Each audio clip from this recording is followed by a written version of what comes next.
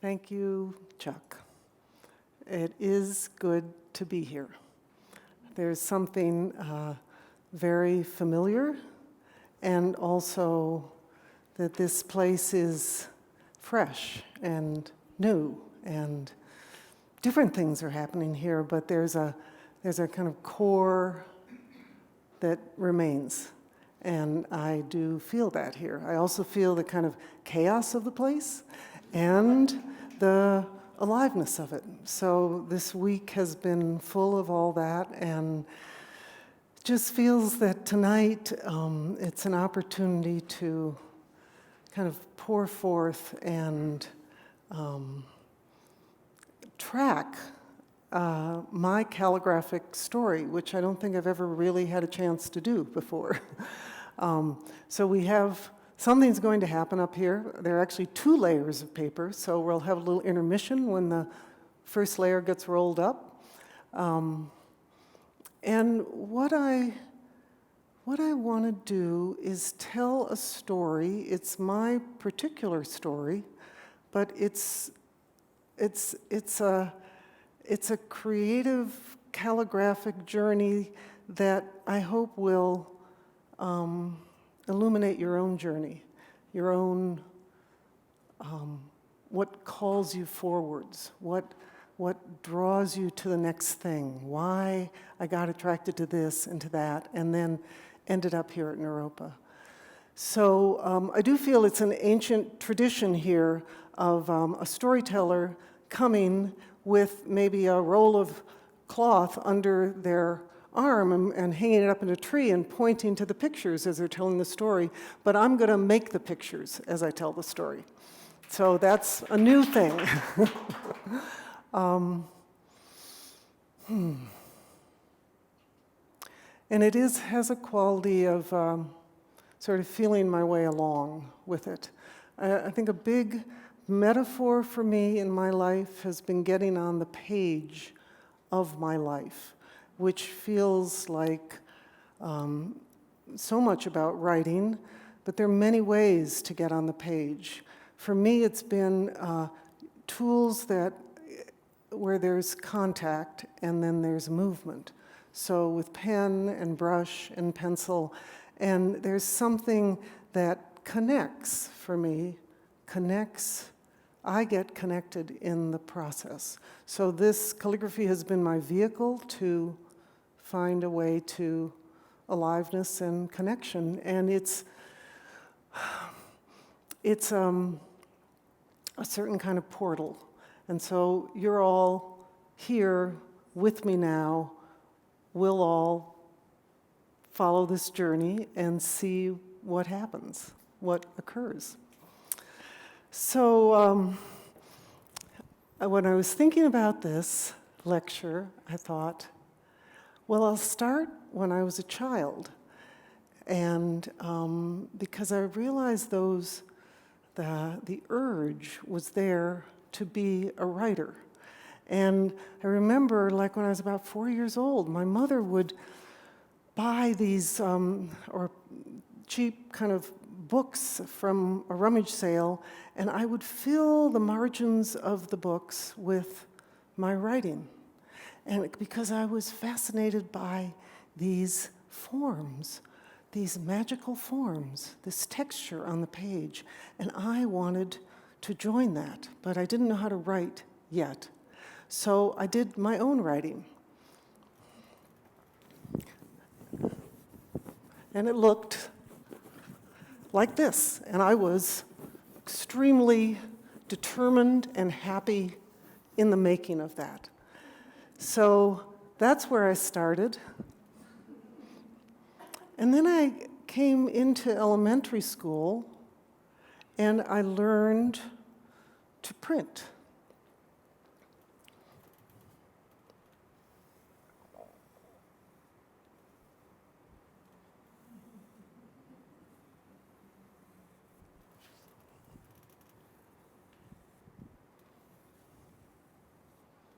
We all know these forms.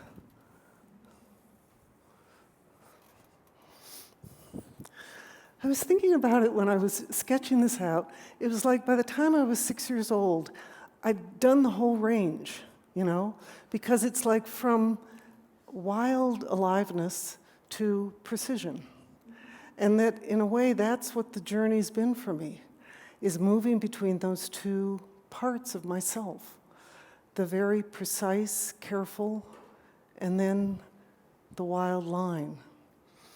So I was one of those kids that loved to handwrite and would experiment with my handwriting, trying out different types of handwriting. So all during those years, I was sometimes had very round handwriting. Sometimes it was very condensed.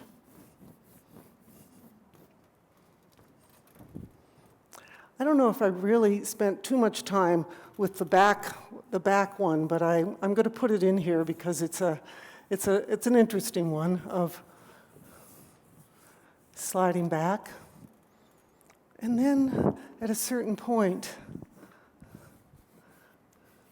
I moved forward.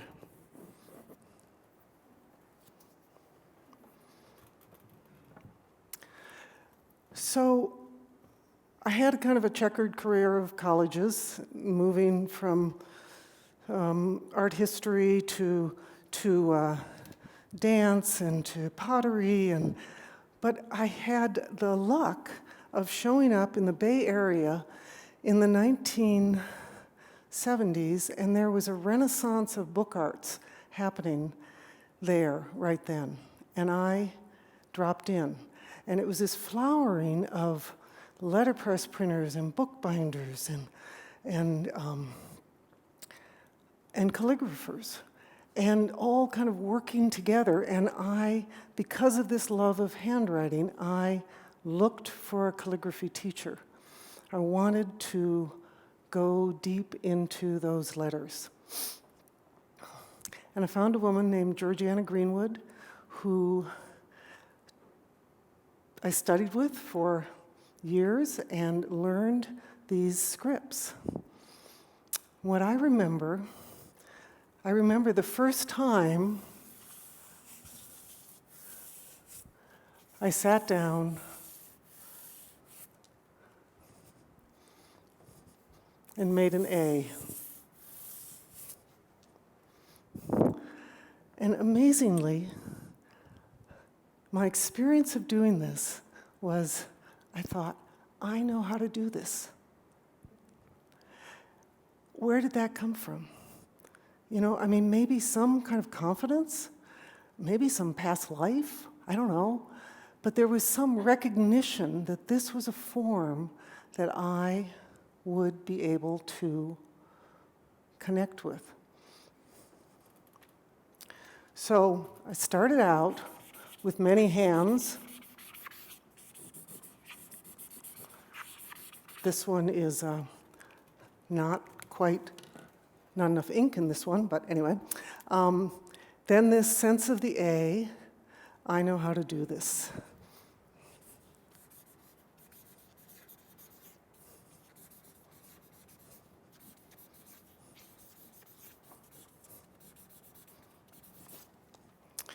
So, I studied the alphabets with Georgiana from Rome to the Renaissance. That was the period when books were being handwritten, and those scripts in those centuries reflected the tone of those times, and they moved from precision to wildness, back to precision, back to illegibility. That was the sort of, I called it the shift between the eye liking clarity, but the hand struggling with it. And then the hand loving wildness, but then the eye couldn't discern what it was. So I'm going to take one letter and take you through the journey of the G through that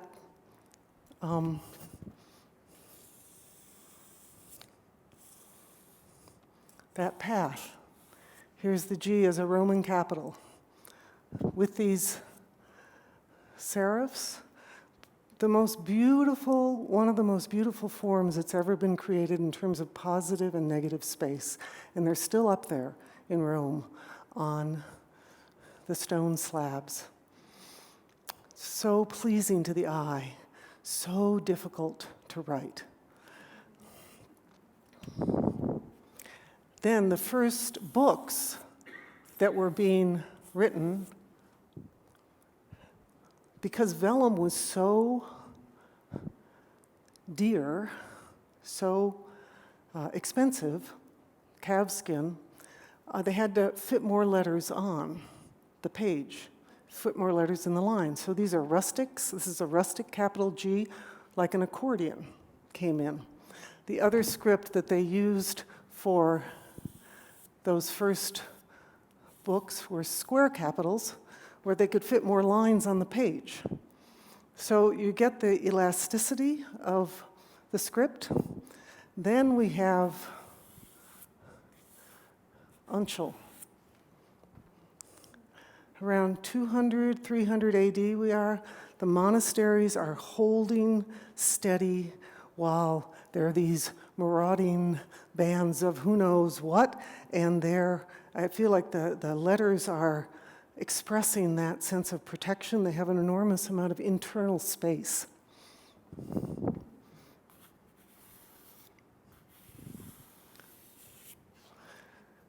Half uncial, the Book of Kells.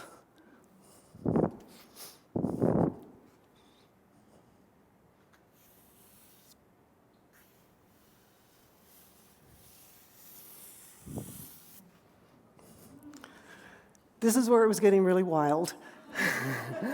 This is called Merovingian. There were the Visigoths and the Anglo-Saxons, and they all had these cursive hands that actually were extremely creative, but very hard to discern what was happening in these proclamations, but big energy in these. So the counterbalancing, so we're up to about 1000 AD, and Charlemagne created a script called Caroline, and it was a balance, coming back to a balance of clear for the hand or easy for the hand and clear for the eye. Then the tension starts to build again. Early Gothic coming in, High Gothic.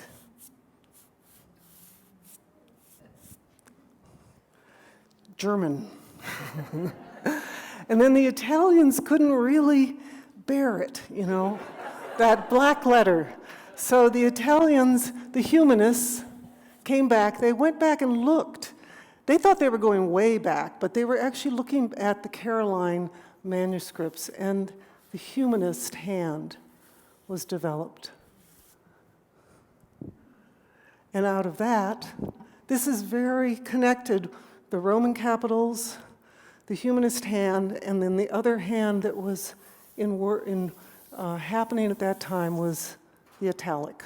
So we have, when the printing press came in, those were the forms that the type cutters were recreating from the hand. So then a big thing happened with the printing press. It's almost like, the big thing we've got with the computer in terms of handwriting. It changed handwriting. Handwriting became not as essential because books could be printed, became ornamental, other things happened. But this was the script that I used, or these were the different scripts that I used as a Western calligrapher. And this was really what I showed up at holding at Naropa in the late 70s. I arrived in 76, moved here in 79, and began to teach Western pen calligraphy at Naropa. And I remember feeling like this is a Buddhist school, and I'm teaching a Western form. And it wasn't like I was asking for permission, but I was just trying to understand how it fit. And I did ask Chögyam Trungpa at one point, is this okay that I'm teaching Western pen writing here? And he said to me, you go deeply into your own tradition and it will lead you to everything. So that was a real beacon for me.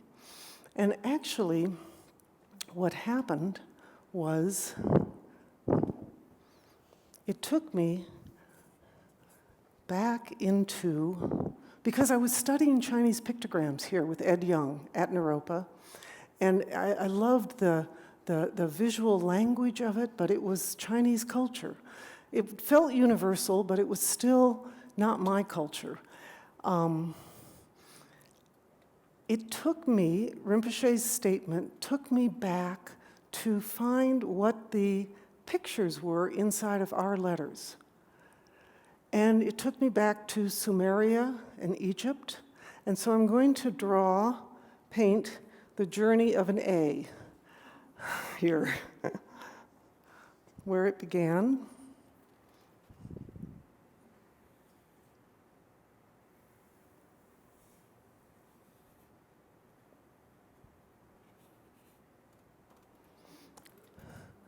An ox. And now we have the wonderful handed along, hand to hand, copyist to copyist.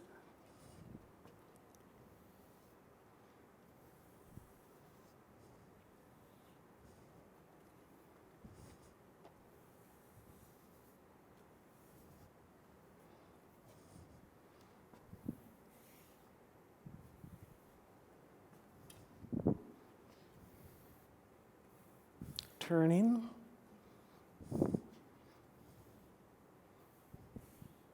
Simplifying. The Greek.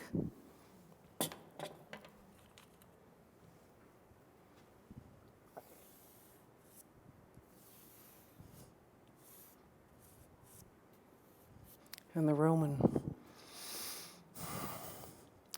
So what this did for me in taking a dive into each of the letters was that I found, there's a whole thing about Asian calligraphy is so wonderful, and the West was, it didn't feel like it had the same kind of poetry in it. And it had become a syllabic form. It was representing sounds, whereas in China, to be an educated person, you needed to know 40,000 characters because the world is vast and there were so many pictures to draw to represent different things. So there was a efficiency about that syllabic form, and it is the letters that are still all around us. What I found in this journey was that inside of our alphabet are creatures, ox, different animals, parts of the body, the head in the R, the hand in the K, land forms, water forms, the M is water, tools, staff. It was the things of the world were inside there. And I felt that I had been reading that David Abrams book, The Spell of the Sensuous, and his premise was that really our dividing off from nature happened with the development of the alphabet.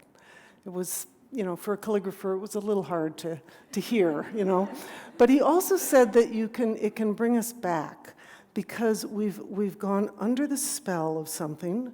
We've forgotten that there's the night sky out there. We're just following these letters, but the letters are magical beings.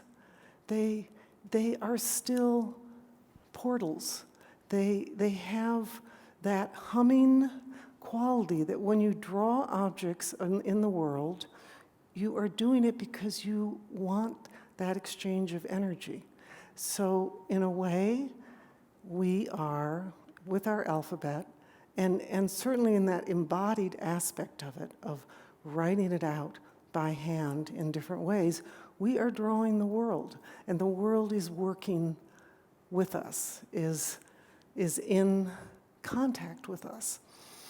So I arrived at Naropa with all of this, and then with an interest. I mean, I loved the broad-edged pen, but there was something in me that wanted to work with brushes, the softness of the tool, the immediacy of the tool.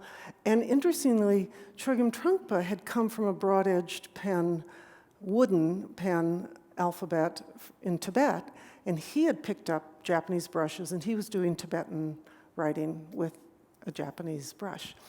And so there was that interest in brushwork.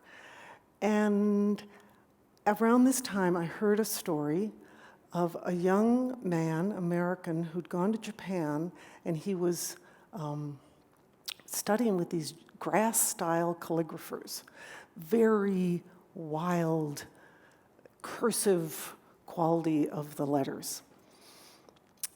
Young American trying to get it, writing out Japanese. He wasn't getting it. It wasn't happening. And the story I heard was all the calligraphers went off to have tea, and they left him guarding the brushes and the paper, and he took out a brush. While they were gone,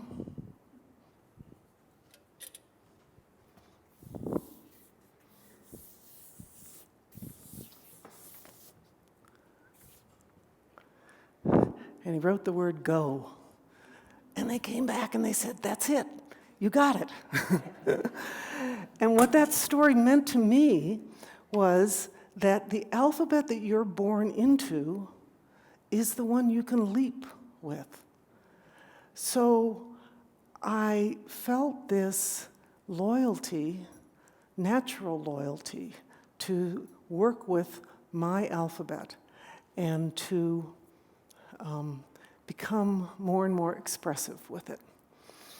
So I arrived here at Naropa, began to teach Western pen calligraphy, began to work with bigger and bigger brushes, and letting Chögyam Trungpa's, I think of myself when I arrived at Naropa as sort of meek. It was a very alive place. He was an unpredictable teacher. There were all these artists that had been attracted here, and I was a pen calligrapher, and I was working very precisely. But I was putting myself in an environment that was unusual, and I was taking in these principles of heaven, earth, and human, and beginning to let them work on me. And Trungpa Rinpoche had, brought these teachings and made them fresh in some way. And so heaven is this sense of the sky, sense of space, some sense of the big picture.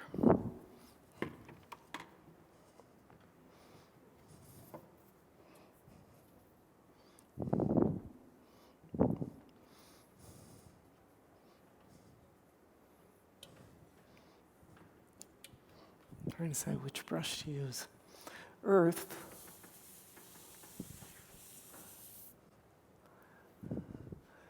Then starts this conversation with heaven.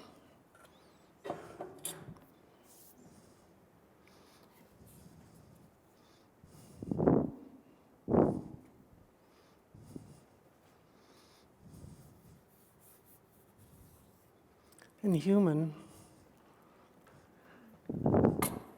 joins something together, It's our particular perspective, each of us, on the vision and the ground, and then where we are in it. So this was a deep sense of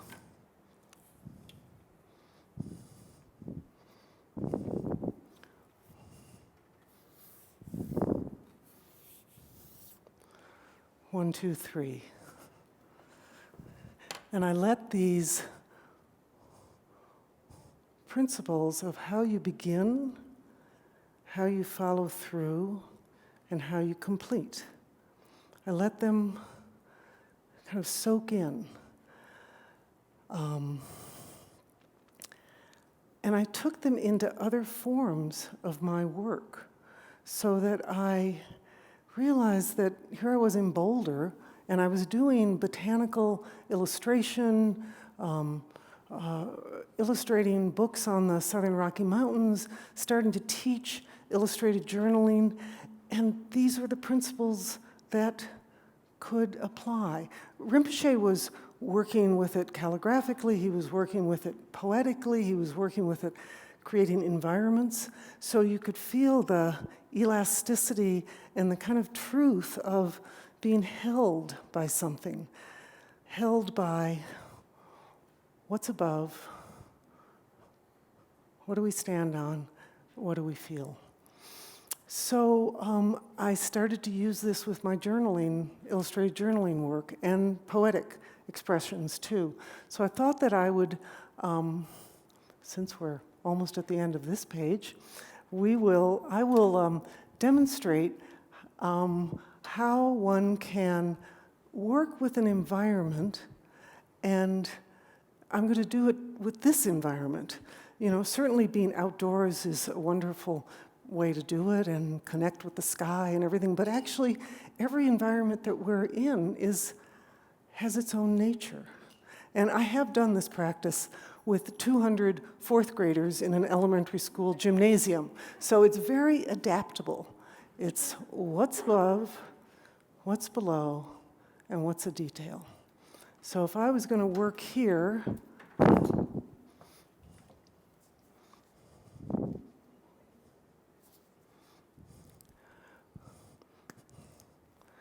and I love blind contour drawing, which pretty much anybody can do, where you're just letting the tool move and you're looking as you're looking at the thing itself. So I'm going to there's a lot happening in the ceiling here. Long shapes and illuminated lights.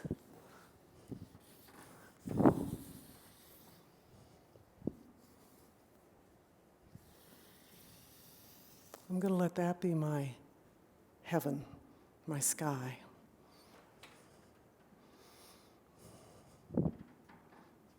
And then what's the ground in this environment? What's holding here? Sometimes I just do the floor, but the floor is not that interesting here. And actually, it's all of you are the ground. So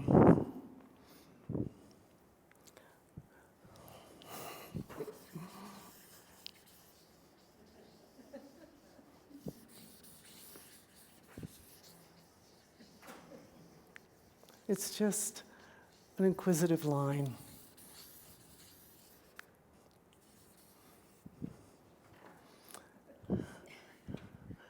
And then what's the detail of something that catches my attention here in this space? The 1, 2, 3. Big, settled. So I got it.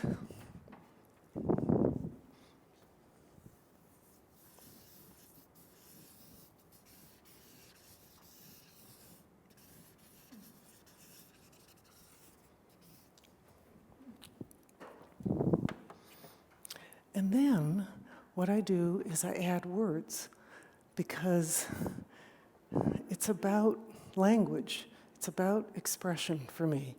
And that often in this practice, when I add the words, I understand why I chose to draw that, why I choose to draw something and what that tells me about myself.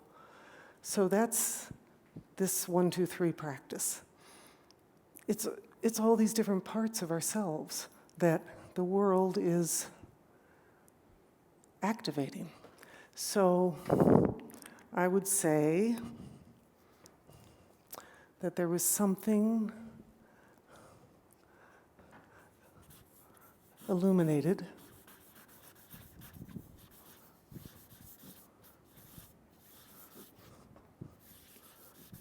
above,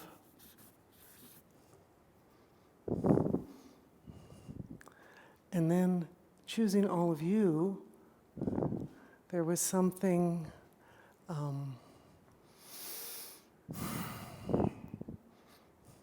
it's like you were the landscape here, and it was a land of beings.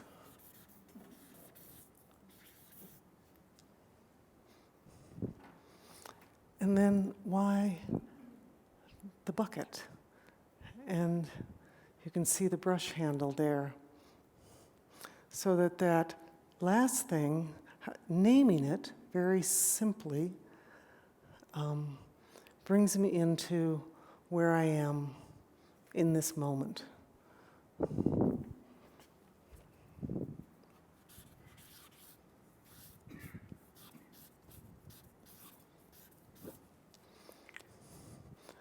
Ready. I'm actually in the midst of it, but I'm still feeling ready. So this is my 1, 2, 3 practice that gives me some understanding of, that's where I am right now. And it enlivens the moment for me. So we're going to do this in a few different ways on the next page here. So if my trusty minions, we decided to call them, would come up.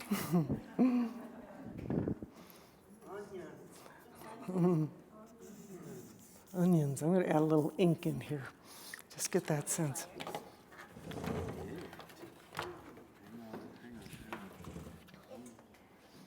This is the intermission. You're watching the rolling up of the paper.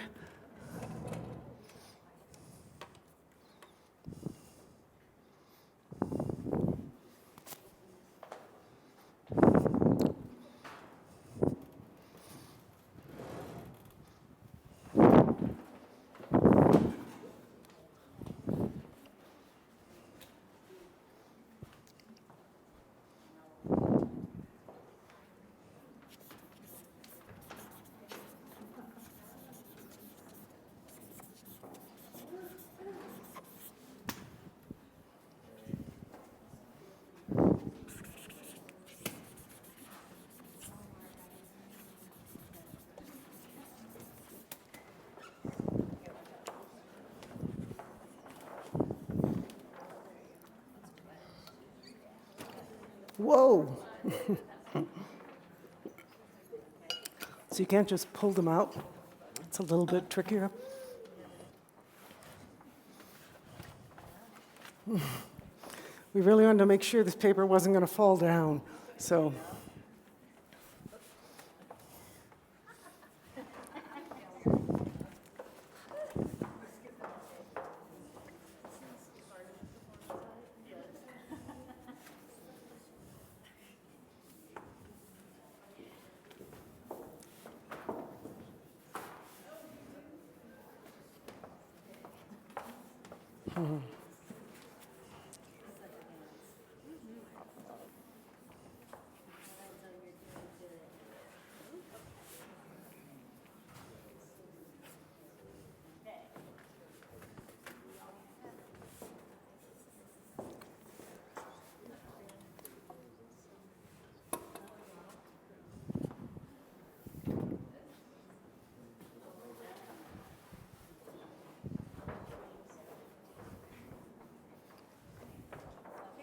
Okay, thank you.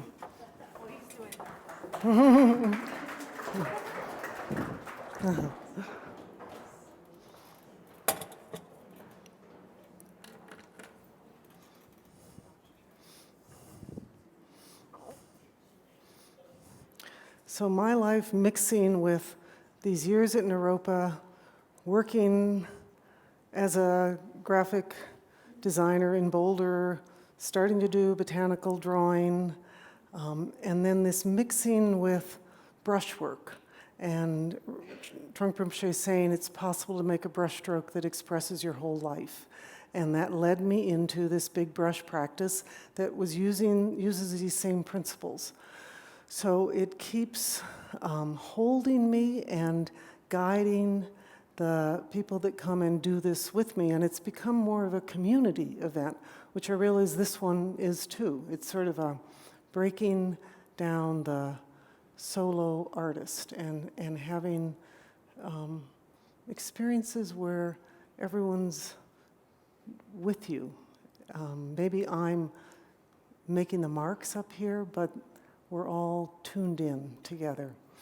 So I love to work with something called onomatopoeia words, which are words that look like what they mean, and also sound like what they mean. So I want to do a few of these to just get a sense of the expansion of this, like the characters that the alphabet is, the sequencing of letters to make words, and then the words become something. And they have their own nature and life to them. So you're always kind of on an edge with legibility.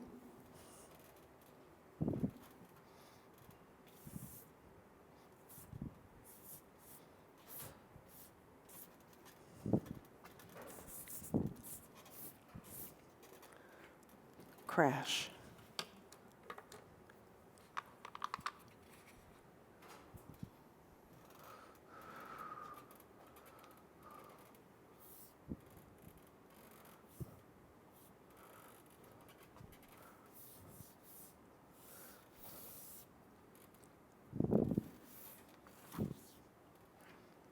Leap.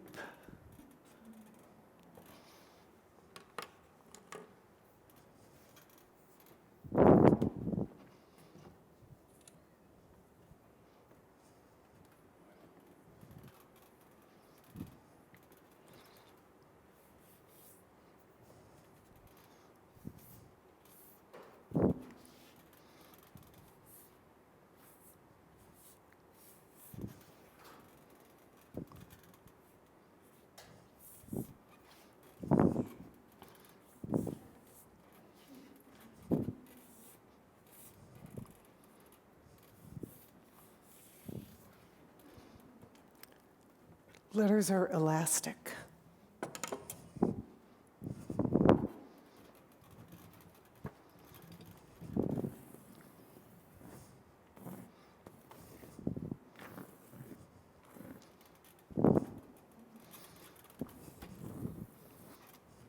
Those uncial letters, so full.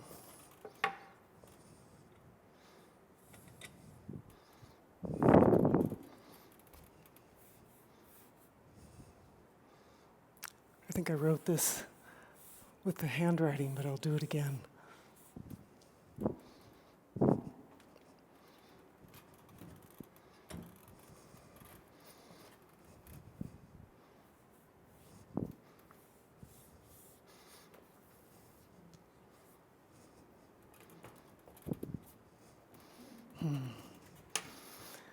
So, characters, elastic, expressive, all with the alphabet.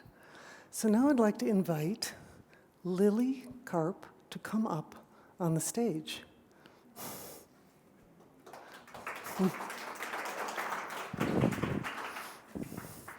Okay. So what this is going to be is another part of this time at Naropa that continues on for me is the collaboration that Jerry Granelli, early on in my time here, I was working as this very precise calligrapher. He said, "Bibi, why don't you just come in and make some brushstrokes in my jazz class?" And I was like, "Well, I can't really do that, you know." He said, "No, you make some brushstrokes. We'll make some sounds."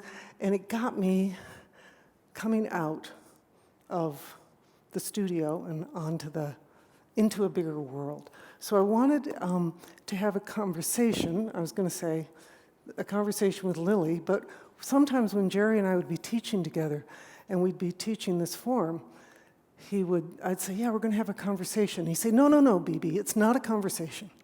It's that we're going to be in service to something here. He called it the third thing. Or what did you call it? The third person. The third person, yeah.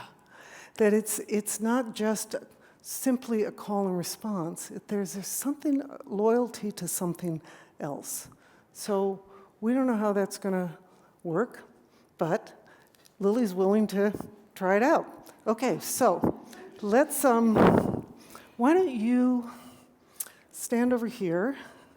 I'll sort of gather some possible tools I might want here.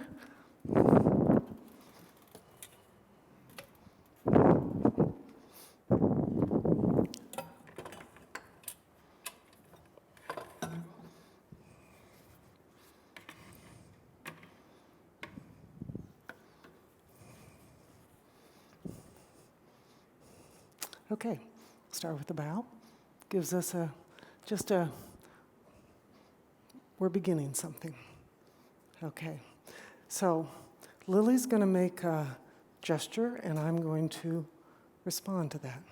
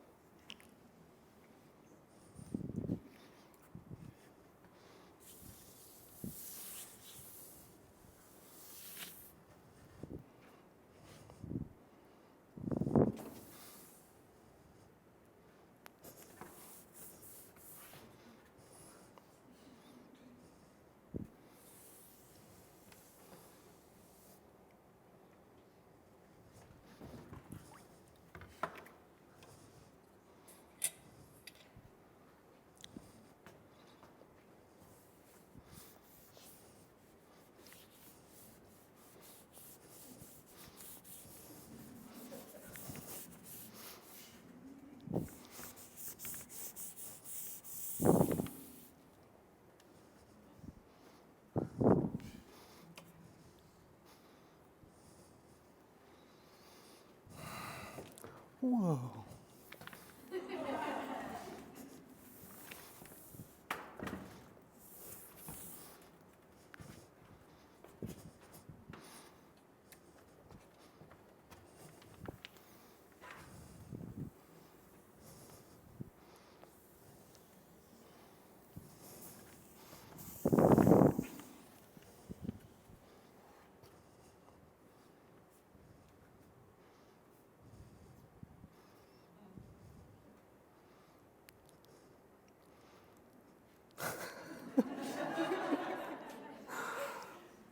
Thank you.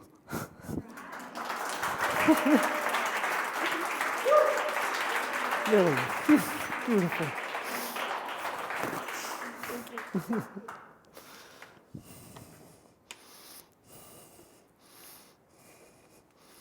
The interesting thing about this work is there's no time to actually look and see what you're doing, like, how am I doing? It's all, it strengthens that capacity to just be in relationship to something. So that was wonderful. Has 3 elements to it. Great. So that was a big aliveness for me during these years. I worked with Susan Edwards, mapping ancient Sumerian stories. She was a wonderful writer, raconteur, intuitive, tarot reader, and she and I started this book arts program that was sort of short-lived here at Naropa, but it was really lively as to, yes, it's wonderful to create these beautiful books, but what do you put in them? What's the content, you know? So it was this working with the poetics of it. And she was the one who said to me initially, she said, why are you always writing out these quotes by famous people? Why don't you write your own words? And I remember feeling sort of defensive, like, well, there's a lot of important quotes out there to, you know. Like I just sort of, but it actually started something in me to work with my own words. And that journaling was part of it. But what we're going to do right now is create. It's like the process again of seeing what wants to be said, bringing that formless something that's in the space here down into manifestation. And using those three principles to hold us as we do it. And what I'd like to do is we'll all do it together. So if there can be just a microphone to pass around to hear, what I'd like us to do, and I got some room here to work with, is to create a 3-line expression to sort of put our minds together. And maybe it could be something that's out there in the sky. When we do this, it's something concrete. I mean, it's not just world peace or something as the first line. It's something like what's out there in the sky that we want to connect with and let it be sort of a first expression of what we're doing. So would someone like to offer me a sky image? Just no more than 3 words, just a little phrase. Could be something that we're all sort of imagining, like out beyond this room right now. What's out there? It's like we're tuning into the bigger space. Do you have something? Can we give Lily a microphone? Or you could just speak it out loud. Full moon illuminates. Ooh. I actually got that. You got it. Okay, that's beautiful.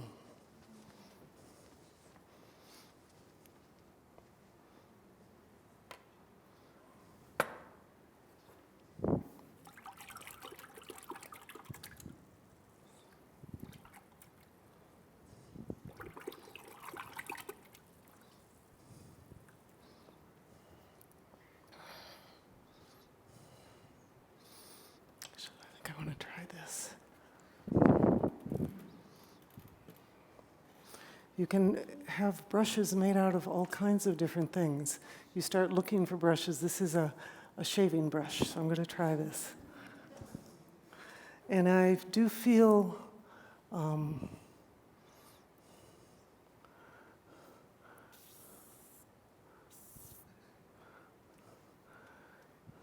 the natural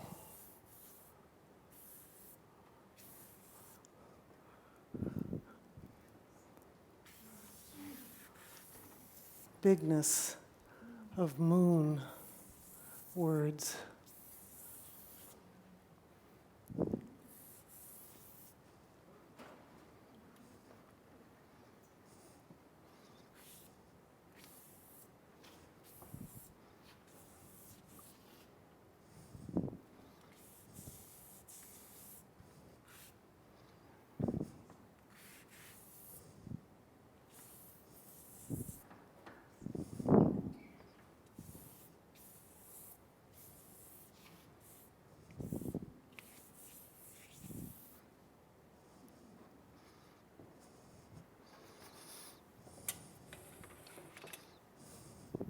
Now,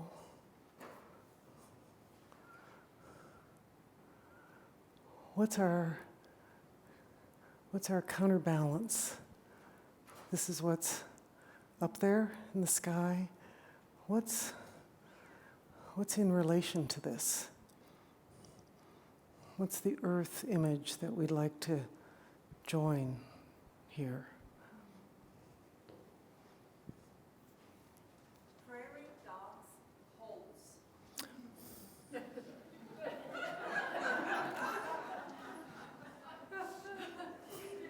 I know there are a lot of prairie dogs around here. It's almost like that's like a human or a smaller thing. Like we're wanting this earth thing to be big because it's counterbalancing the full moon illuminating. So I'm just going to hold that out there. We might come back to it. But what could speak to this full moon illuminates image or hold it? Yes. Spring trees waking. Okay, I'm going to go with that. I happen to have some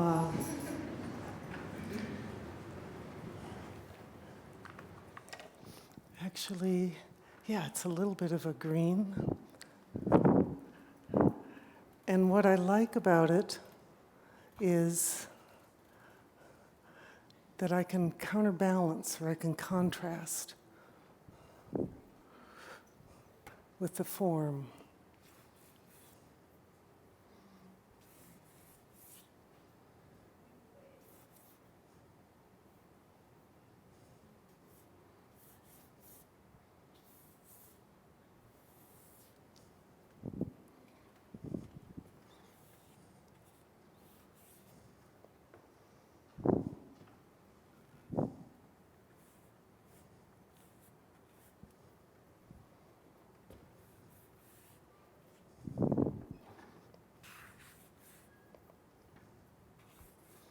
Was it awaken or awakening? Waking. Waking. Awaking. Oh, I put an A in there, but we'll go awaking. Awaking. The calligrapher adds something in. Spring trees. I guess this is what it's going to be. Spring trees awaken. Or I could do awakening. What do you think? Spring trees awaken. So we have a contrast between these two now. Something's illuminated, something's awakened, and it's kind of going up. So now the third, which often I'm called to do in red as a sort of heart, warmth, blood quality, or just fire. Like, what's the feeling? What's the feeling of this full moon illuminates, spring trees awaken? What's the feeling that we hold in experiencing these two?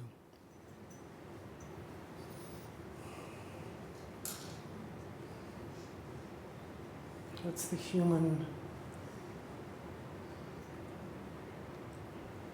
experience here? Someone laying back. The last ember of winter. A little bit louder. The last ember of winter. The last ember of winter. Is an ember of winter, would that be, tell me more about that. What is that? We've been keeping ourselves warm around like the fire or the furnace, and it's the last that we have to keep ourselves warm because the planet is going to be warm for us now. Does that answer your question? Yes, it does. That is interesting. We got the winter and the spring thing, and we got the ember. The last ember of winter. So your sense is that it's something we're sort of protecting or something, would you say? That it's going out. It's going out. It's going out. So is there an image of what we're drawing in, or what's coming in close just want to see if there's anything else, because it's often tricky to find this human one. Like, we'll know when it lands. The gray carpet. The gray carpet? That's the ground here. I've been trying to protect the gray carpet the whole time. You know. It's kind of like we're, you know, kind of, I feel like this does have that human sense that we're not wanting to maybe talk about. Interesting. Let's get something a little bit juicier. Dancing embers. Dancing embers. Because there's a fire somewhere, that we've made a little fire or something. What about back there? I mean, what about just one ember, like the last ember burns, like this small embers like going out. The last ember, and what's the last The one? last ember burns. The last ember burns. Okay, I'll go with that. We've got the ember in there. It's like there's this big fullness, and then there's this awakening, and then there's something warm that is still burning, even though all the way through winter. So I'm going to do this kind of small as I can, tucked in here.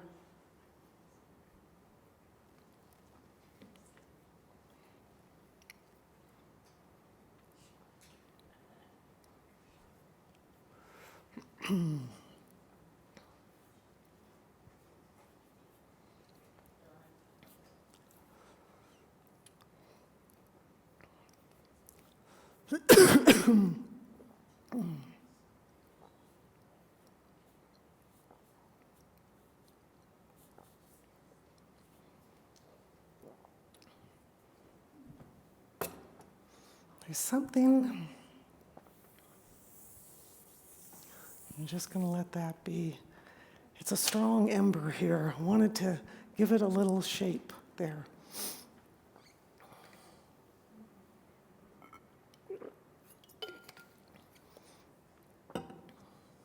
Thank you. That was good. We kind of came into something. So the way I'm going to end tonight is making a brushstroke here in the center.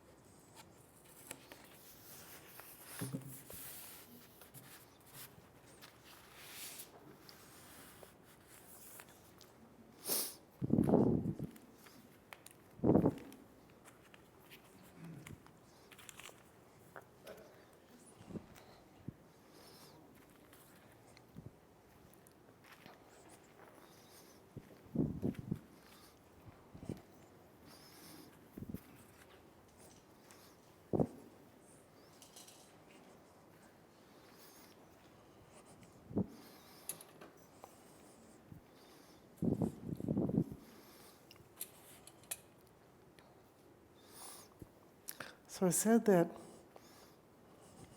Chögyam Trungpa said that it's possible to make a brushstroke that expresses your whole life, that it's a joining in the moment, it's an action that aligns just in the doing rather than thinking I should be aligned. It creates alignment. And so these principles of heaven, earth, and human are what guide me in working in this way. So I'd like to end our time with a brushstroke, and I'd like to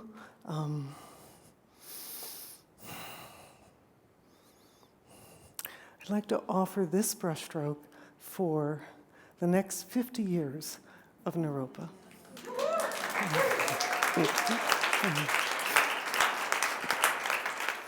And that may the energies, all the powerful energies of all the realms, continue to come down and land here and nourish this place and everyone who's in it. Okay.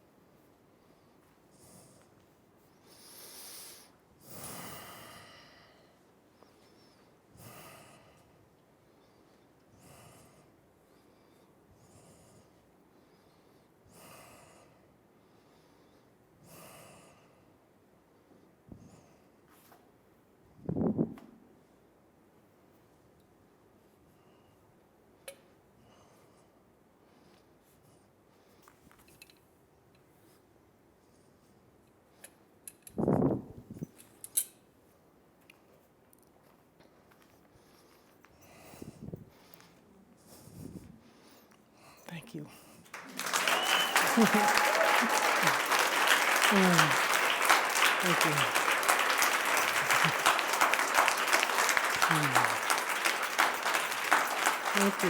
you.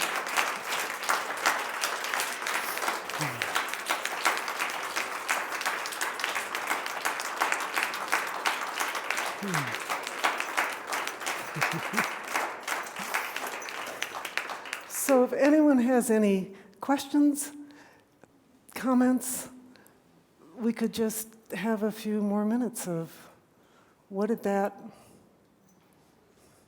mean to you? What did you see? What didn't I talk about that you'd like to hear? Is there anything that would like to be spoken right now? Yes. Yeah, Mike.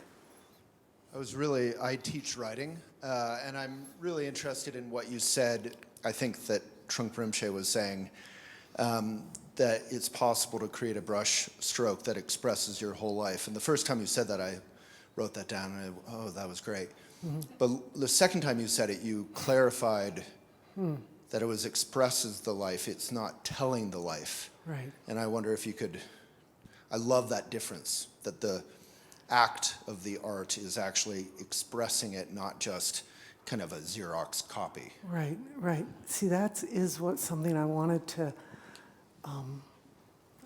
say something about, that, and it is about handwriting, it is about that uniqueness that we still have, that we still are drawing the world when we handwrite with those letters and sequencing them, but that there's something about that kind of writing that comes through the body, and that you find out where you are in the process because it's made with your body. You know, there's some way that you are accessing. Sometimes I see it as like sort of a truth serum that it's, oh, this is what's happening, and it's because something's arisen from within. That whole process of the space of all of our thoughts and hopes and worries and everything, and then you start to put them down on the page, and there's something in the act of writing that they clarify, you know? And I think, what did you say? It was, the difference you made was that it wasn't put on it, or it was more experienced through, or was that, you said something wonderful there. I think what delighted me or surprised me there is you're talking about, you're expressing it as you just demonstrated, it's alive. It's not just saying, when I was 4, you know, it's not this sort of retrospective Right. retelling. Right, right.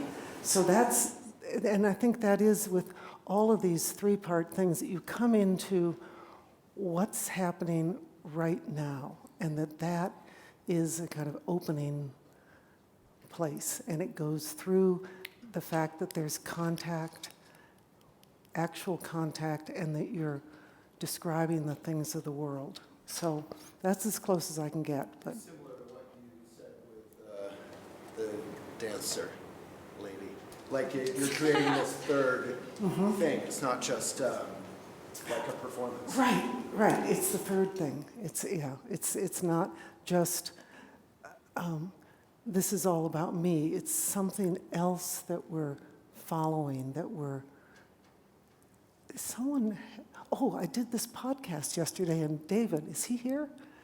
I don't know. He had this great image. It's like it's the old car with the headlights, and you're just like following as far as you can see, but you're leaning forwards. You're being pulled along by some alive momentum. You're following life here.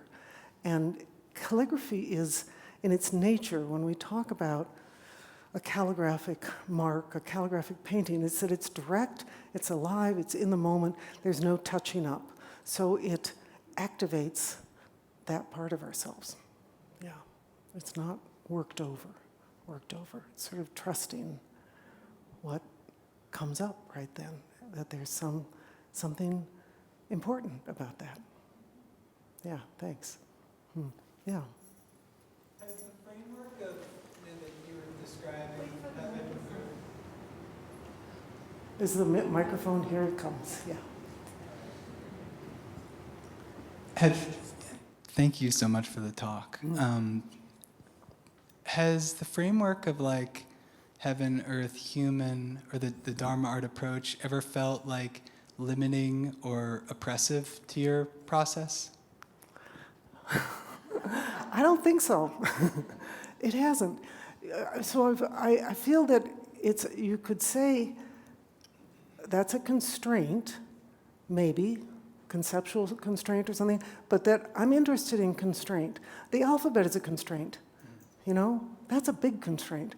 And that when we work with constraint, it like builds some kind of energetic thing. So there's that. And then I believe that this is kind of a little out there, but just stay with me. You know, we were in the womb, we were in this incredible holding environment. We're trying to find that holding environment again. And I feel that these 3 principles are so big that it's a big holding environment. Like, it guides me. It's like, oh, I know if I just start with the space, that's pretty big. That doesn't feel too constraining. And then if I drop to the earth, and then I come in close, I don't feel it as limiting. I feel like it's as big as the world, really. And it can happen in all these ways. It can happen in a conversation, you know, how you start it out, how you get into the details, and then how you finish it off. See you soon. So you can apply it in many different ways, but my experience is that it's a huge form, and it is life on this planet for each of us. It's not like we're the center of the world, but in a way we are, Each of us has our own experience, and we're working with that sense of what's our vision, what's the tools that we're working with, how are we going to bring that vision together, and how do we feel as we're doing it. So the facets of it keep opening for me. Thanks. Susan, here comes the mic. Barb, I want to go back to the very first part of your talk where you were just doing the alphabet. It's so interesting. How do you see the alphabet changing? I work with a lot of young people that can't read handwriting. Yeah. They don't handwrite, and Yeah. they can't read my handwriting. How do you see the alphabet changing now? What is your experience of that? Like you're asking me, do you feel the world is just falling apart? No, No? I don't feel that. I mean, we were talking about this at lunch today, about the developmental, the hand and the mind linkage, and handwriting and cursive writing, I believe, is a developmental process that a young person goes through. So it's not happening. When I did design, my design teachers always said we couldn't do design unless we did it with our hands, Right. because It had a brain-hand connection. Right. But I just wonder if you've noticed any evolvement of the alphabet. Well, the alphabet is still around us in its, it's still there, but it's in the type form often. Oh gosh, I really like emojis. I think they're like really cool. I wish there were more, we got a little pictographic language, but I don't know quite what to say. I don't want to say this is, I mean, I know where it's going. It's almost like I said, when the printing press came in, it was a big change. The handwriting was no longer essential, or handwritten books. It changed, it became something else. And now, what will happen to handwriting?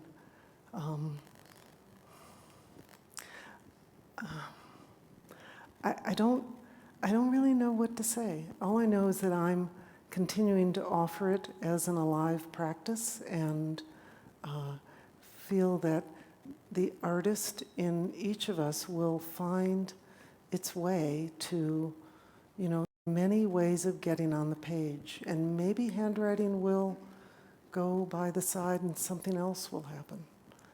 I'm not sure. Do you feel that? I like your comment on emojis. They're very cool. Yeah, it's our own. I'm not very literate with emojis, but I know a lot of people are. Yeah, it can express some things. So that's a little visual language that we have. I go into schools, I teach handwriting sometimes to kids. I can feel how emotional it is. It's, I had an experience years ago with Lloyd Reynolds, who was the man who really, that Steve Jobs audited his class. That's why we have beautiful typeface in the Apple computer, because this was a man at Reed College who was teaching world culture through the lens of calligraphy. And this was back in the 70s. And a number of wonderful artists worked with him. And I went to a retreat that he gave once, and a calligrapher's retreat. And I remember everyone was sitting around him. He was older, he was kind of gruff at that point. And he said, italic writing will save the world. And I thought, he's gone off his rocker. And then he kept talking. He said, if we can give children something that they feel proud of, that they have made, that builds a kind of confidence. And he just saw it through italic writing. So maybe there'll be other ways that'll happen. But I believe, in the same way, that we're all doing yoga, where the body keeps coming back. It keeps calling for our attention. And handwriting is a body experience of expression. So my story is I'm sticking with it. Yes, yes. Yeah. Yes.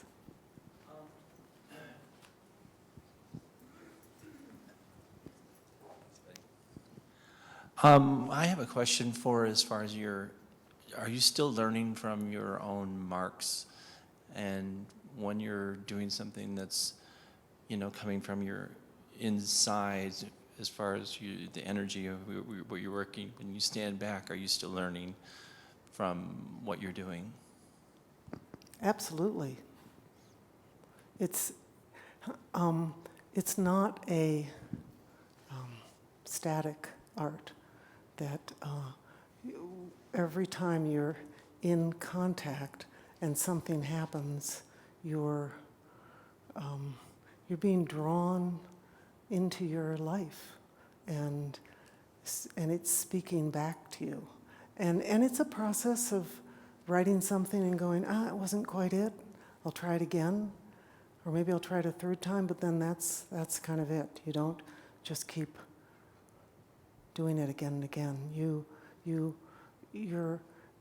looking for what you can join together that's of your feeling, working with those feelings, and take them through the constraint of the alphabet and make something new. So I see that as, they say that you can't really be a good calligrapher if you're not working on yourself, because calligraphy is a picture of the mind. That's an old Chinese saying.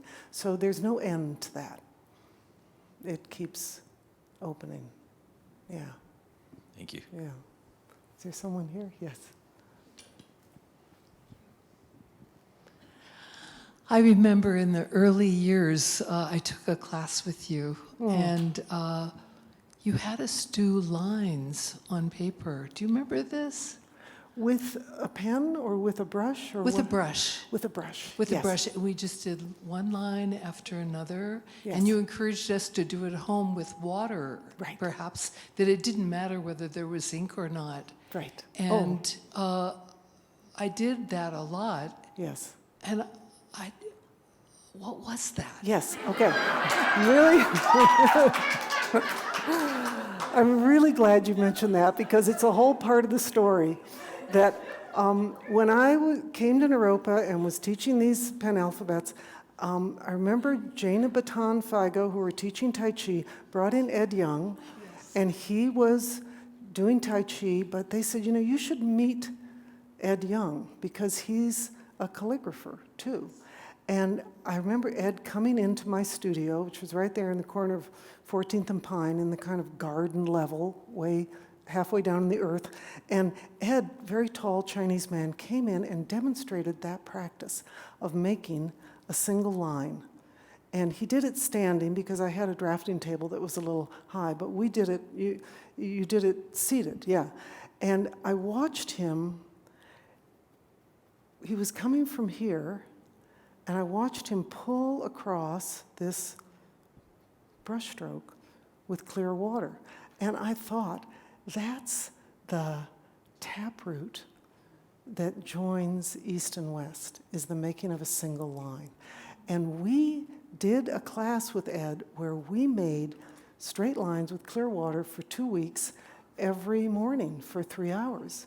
And we called it the grounding brush. And it was a Professor Cheng, his teacher, a practice for someone who couldn't do Tai Chi, and it was all the elements of Tai Chi. So I was teaching that, Judith, and it's become one of my basic contemplative practices, because it links up so much there. And because it's with clear water, it just dries. And it's all about the process. It's like with these big brush strokes where we just fold them up afterwards. So it's all about how you're showing up in the moment. And when Ed had this article, was interviewed by Susan Edwards, and Susan said, is there such a thing as a good line? Like, what's a good line? And he said, every line is good because it doesn't lie. That was his line. So his line right then. Yeah, so that was, has been, it's a deep grounding, connecting, aligning practice that is completely engaged with the body and is, there's just a kind of steadiness that it develops. And the other thing Ed said in that interview was he said, the calligraphers that took this class had a little trouble with it because they were wanting, the Western calligraphers, they were wanting to see what it was, whereas the Tai Chi students knew exactly what was happening. It was just making that gesture. And Lloyd Reynolds said that calligraphy is a gesture in space that leaves a track behind. So that's where it gets back to how much the body is crucial. So you got the transmission there, and you can do it. Anybody can do it. Cheng Men Ching would just do clear lines with water every morning. It's a good practice. Yeah. Yeah.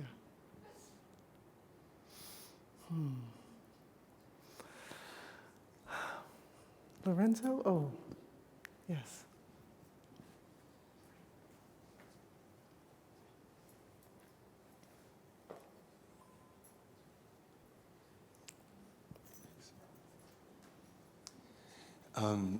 I also studied with Ed Young, and when you were demonstrating that, it brought back memories.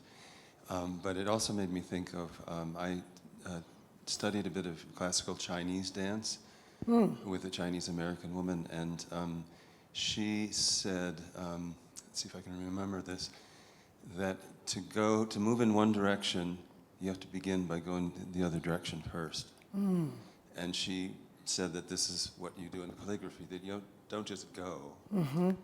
You root. You sink to the other direction, right. And then you go, and then right. you finish by coming back. Oh, yeah.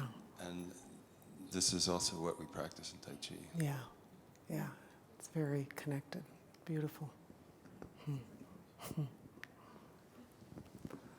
Yeah, this whole thing is that in that brush practice, your weight is 70% on that left leg when you start the line.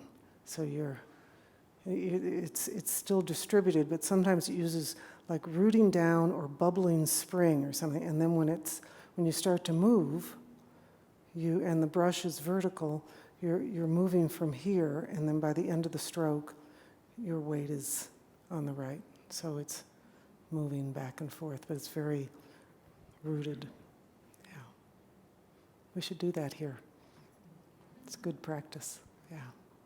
Yeah. Ed is still doing wonderful things and getting lighter and lighter, So all that grounding, does that.